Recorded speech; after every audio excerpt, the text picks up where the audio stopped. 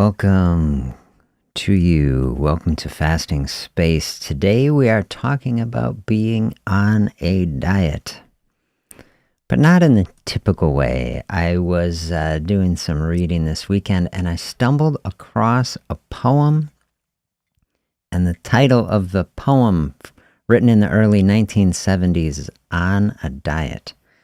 And I really enjoyed it. I thought I would share it with you. Let's dive right into it, and then let me know in the chats, in the comments, how are you doing today? We'll love to hear. Share how you are doing. Take us over by the lake, and here is the poem by William Matthews. I'm just going to give you my very best dramatic reading of it, and then dive in and do some thinking about it. On a diet. The Ruth of soups and balm of sauces, I renounce equally. What Rorschach saw? In ink I find in the buttery frizzle, in the sauté pan, and I leave it behind. And the sweet peat smoke tang of bananas, cream in clots and chocolate I give. Away the satisfaction of food, and take desire for food. All be traveling light. To the heaven of revisions, why be? Adipose in expense, etc. In a waste, etc. Something like the body of the poet's work with its pale shadows begins to pair and replace the poet's body.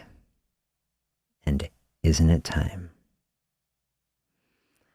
On a Diet by William Matthews.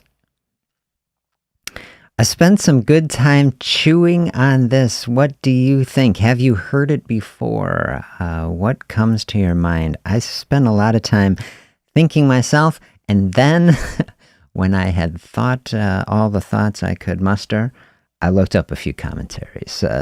Few people chatting about it, because a few things I was like, what are they trying to do? So I got some extra insights, and I will share those with you.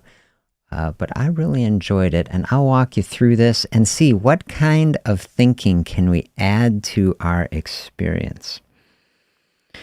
Here we are in the middle of summer. Oh man, how is this summer going for you? At least while we're recording it. Maybe you're coming back and watching in some other season. Hey, bring some summer vibes to wherever you're at, and that'll be great.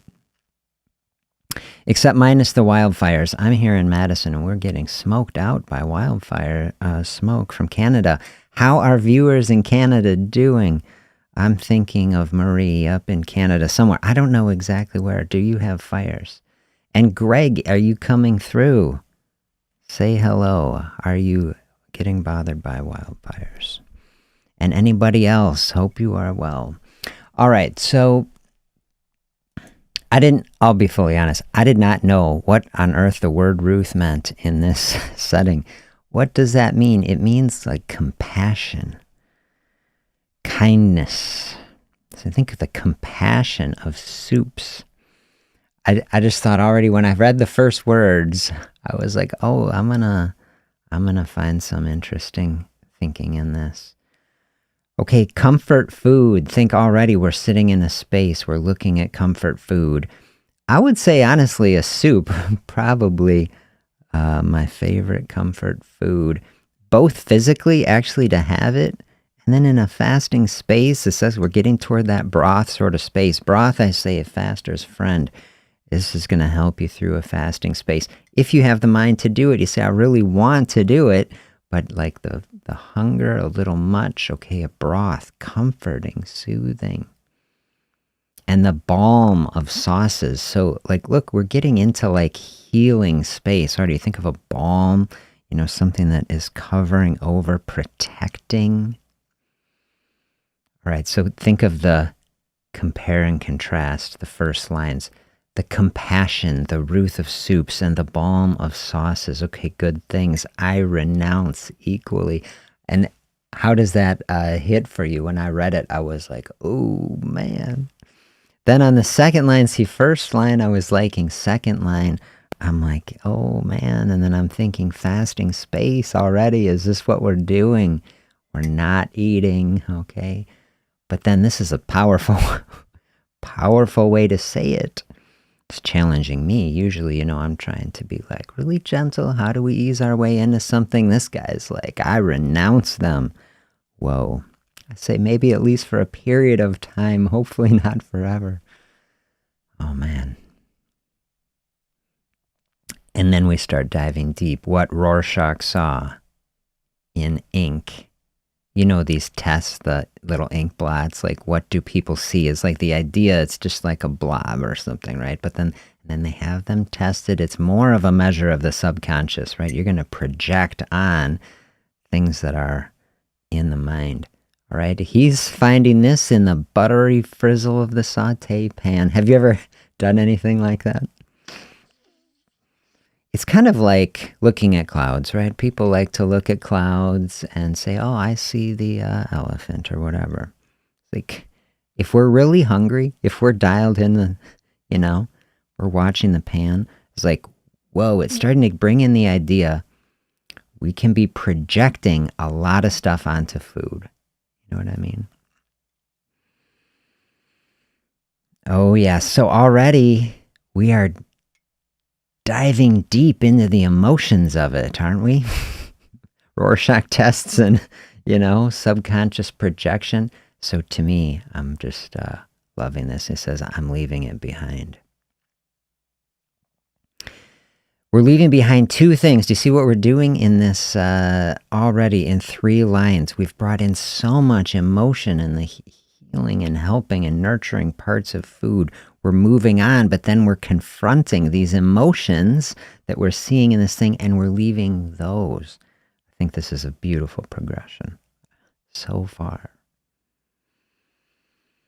And then we're back in. It's like, okay, we had like the food, and then we're leaving it. But now do you see the ideas are back? It's like, oh, the longing for it.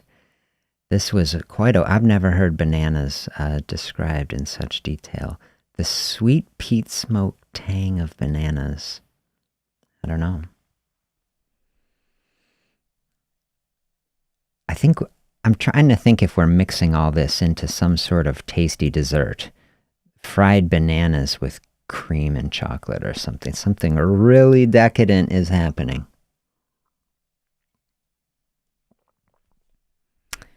That's got to be what it is. I give away the satisfactions of food and take desire for food. What a sentence. And then the colon, and then juxtaposing. All be traveling light. I don't know what your experience is to walk through it. Do you feel the tension that they're creating in this? And it's like replicating the tension. Don't you experience this? Isn't what the experience is like? I just love this in a few words. See this? I don't know this person, William Matthews. They're obviously have incredible wit with words, because just in a few sentences, they are taking us through the emotions in the experience. They say on a diet, I say bring it into fasting space. Feel the dance, the tension, the experience. Hey, good morning. Happy Monday. So nice to have you here. Oh, you're hiding behind the words. So nice to have you here. But I like this tension. Give away the satisfaction for food and take desire for food. See, that's an intense trade, right? Is that the trade we have to make? Is that the difficulty? But look, takes the difficulty and pairs it to the benefit. I love this. I'll be traveling light, right? If you're physically traveling, don't you want to travel light? This is resonating a lot with me after carrying multiple backpacks for people on my hiking trip in North Carolina. I was like, I packed these things and I should have packed them a little lighter, but you want to be prepared. But it's like, now my back's a little sore. Traveling light is the way to go. This is bringing in the ideas that we want, the whole idea, right? Fasting space. What are we trying to do? Try to take this ancient tool that is fasting, that is been practiced by human beings for millennia, bring it into our life. Wrestle with the experience that the author is describing. Finding the balance between recognizing the benefits and the comforts of food and the benefits of traveling light. And then the benefits of not just satisfaction, but the balance also to it, the desire, leaning in on the other side. That's the part of it that is leading into something lighter. It's getting into the mindset, I say, of the fasting space. Have you experienced this? You eat a big meal. Maybe you make a decadent dessert, like he's saying, fried bananas with cream and chocolate, okay? Take that space, total satisfaction. You say, I'd be very satisfied, right? Now take the other space, fasting space, have a coffee. Where are you going to dial in and do your best work, your deepest thinking, your like biggest picture things? To me, like the space, satisfaction, decadent dessert, that's total resting time. I'm going to just be like out. And then fasting space, the balance, traveling light. So huge value in both, I say, but we want to be dialing in most thoughtfully on the latter part most of the time, I say, so we leave the special thing for the special experience, right? Now look, 2 paragraphs or 2 stanzas in this, and we flip here. Here is the transition in this work to the heaven of revisions. And now the poem goes all meta on us, where it's like he's taking everything about that first stanza, about food and diets, about the struggle and the emotion, and he flips it in to like a literary work of like writing a poem, which I think is incredible. And then also he takes that into like basically implying like that this is what our life is, that our life is poetry, that our life is like a mirror of this. Here's how he does it. The heaven of revisions. Now this spot, I just read literally the first time because I didn't know any better. Why be adipose? I was like, all right, so here, adipose, cell, it's like the fat cell, the medical word for it. I was like, well, this is interesting to find. Adipose also more broadly, meaning excess. So he's actually coming in a literary sense. This is actually a line from Shakespeare. I don't know. Someone who is an expert in Shakespeare say it. Apparently it's funny. The commentaries I was reading on it, people say this poem is so funny because he's quoting Shakespeare. I don't know it well enough. Sonnet 129. Never read it. Should have. Okay. This is like he's twisting a little bit of Shakespeare. The idea of Shakespeare that he's bringing in is basically getting control of our emotions. Very fitting, but from an editing perspective. Adipose, an expense. Is it a waste? The editor trying to take the excess in a writing, in a poem, all the extra words, bring it down to the bare essentials. Do you see the mirror in a diet, trying to lose weight, trying to write something, to edit, to bring it down? Something like the body of the poet's work. He's merging the ideas back together. The body of the poet, the body of the poet's work.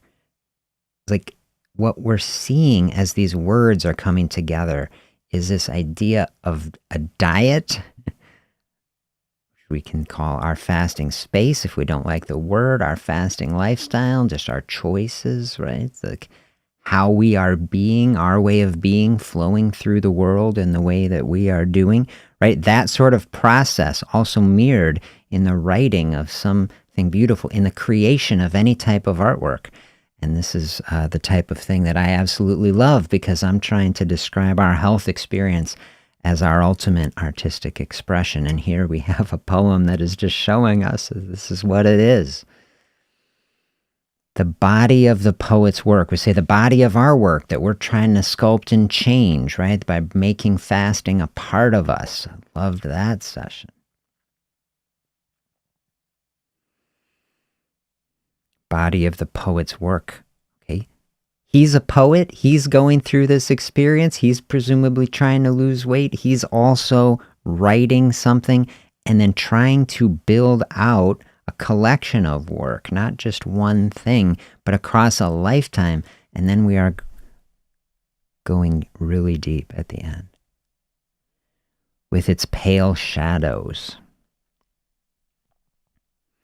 Commentaries that I was reading saying this is implying words on a page, that there's our actual life, and then the work, and then the writing is like a pale shadow of the life, is what he was saying.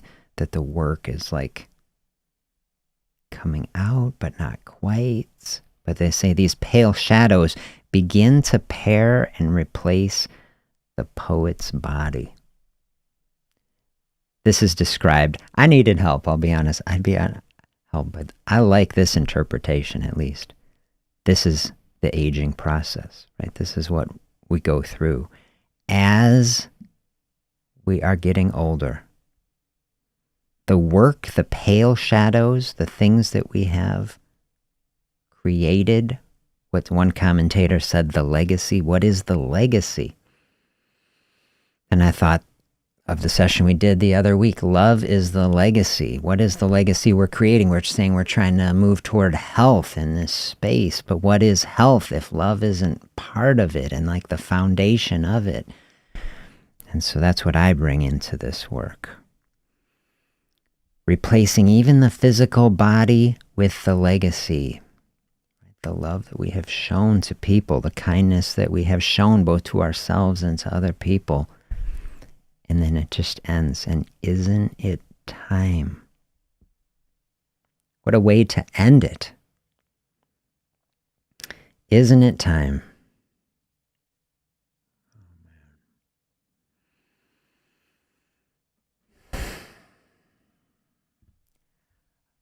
I don't know what it is like to be in a space, we say from a certain point of view, if you have lived a full life, and you are like 99 years old and you say, I have like run the race, it's like, I'm very mindful of like, I want to get to that place. You don't want to be taken out early by some awful thing. So much of what we are trying to do, we can't control. We have no idea. We're all sitting here in this experience, and who knows all of the factors and toxic exposures that we have that are causing disease and all these things. You say we're sitting in a health space so that as many of us as possible, we're just trying to tilt the odds in our favor so we can give ourselves the best shot at thinking a thought like this, where we get to the end and we could ask a question like this: isn't it time? What an incredibly actually privileged thing to experience, actually. Isn't it time, as we are flowing through the experience of life, where we say, from this vantage point we can see, replacing even the body with ideas, with emotion and concepts. Very, very deep and powerful thought. And so to me, flowing through this, I spent a lot of time thinking about it this weekend. Do you like it? What do you think? I loved the concepts in it. The struggle between eating and not eating, finding the balance between satisfaction and finding lightness. And this is something that I want us to do. Body, mind, and spirit, a place of lightness. Fasting, an incredible metaphor for this. And because everything flows through all of these spaces, lightness in the body, moving into lightness in the spirit, lightness in our thinking. If you are feeling heavy in a space, maybe come back to this and think through it. And then I especially love this idea of editing the body, mirroring between the process of editing a literary work and then editing our body. Never thought of that analogy or concept before. Fasting as editing the body, I think, is a really interesting and beautiful concept. I like it. Say, I don't think this sentence belongs here, It's like, let's edit it out. Easier said than done in the actual physical body. I say fasting, the type of thing. It's like an editing tool, one of the tools in the toolkit, along with making the very best dietary choices that we can and moving the body in the healthiest ways. Framing all of these experiences together into a powerful, holistic, comprehensive place. And using these tools like a lockpick, all those little pins, trying to get them in, pick the lock. That's what we're trying to do. Loved the talk we did the other day from my clinical study, where we look at like a really, really tightly controlled process of people. 6 months, very, very analytical about the type of thing that people can experience when you really dial in.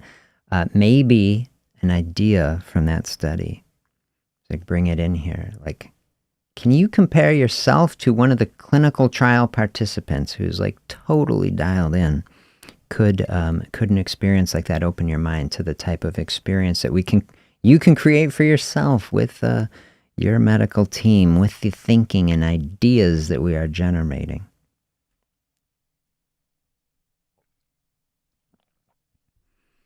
Leaning into one of these things, if you feel called to it for a season, leaning back on some of it, is all flexible concepts, just like the little lock picks, back and forth. You can move them till we get to the right place, unlock the cell. But that's the idea from that study, that we are experiencing hormonal effects that are very strong, and we are trying to fight against them instead of flow through them. This is a big thing that we need to lean towards. So if you're feeling stuck in a space like that, come back to a talk like that. Get into the mindset. Insulin, how do we control that master access to that fat cell? And then emotionally, maybe this poem is the type of thing that is working on the emotional side. Author helping us get into the space, feel the tension. That's what you're going to do. You're going to pick a lock. You got to be very subtle. You got to feel in there, especially if you can't see it. Can we feel those little pins in there that we're trying to get in just to hit the right one? Many times it's the emotional space that is the linchpin for the entire thing. We can understand concepts in the body, and we can understand data and all these things. And if we were a robot, then that would be what we need. But we are this emotional, spiritual being.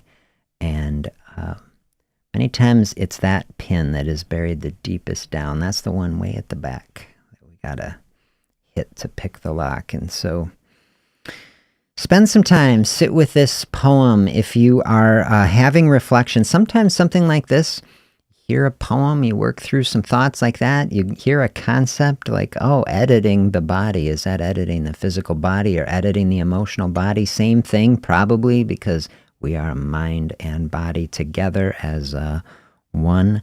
Mind, body, spirit, although I don't know, for me, it's hard to have the words to say, what does that really mean? But I do believe it. Sometimes you get a little nugget like that. That's what it's been like for me over the last couple days, over the weekend, as I was like letting the poem roll around, and then I have more thoughts about it, and then I kind of think more about it. This is what a good piece of art will do, right?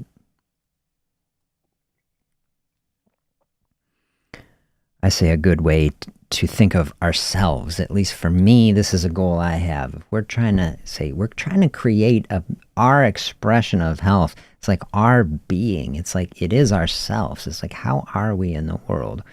You think about a poem that is a great artistic expression. Help people to think about it. Well, this is what I would like. Say, man, I listen to a little fasting space. I'm still thinking about it. This would be this session as an artistic expression, which is what I am trying to make. Something that gets us thinking deeply about life and health in a way that matters, that helps us to find strength on the journey, right? Because see how I am describing our whole path forward. It's a journey.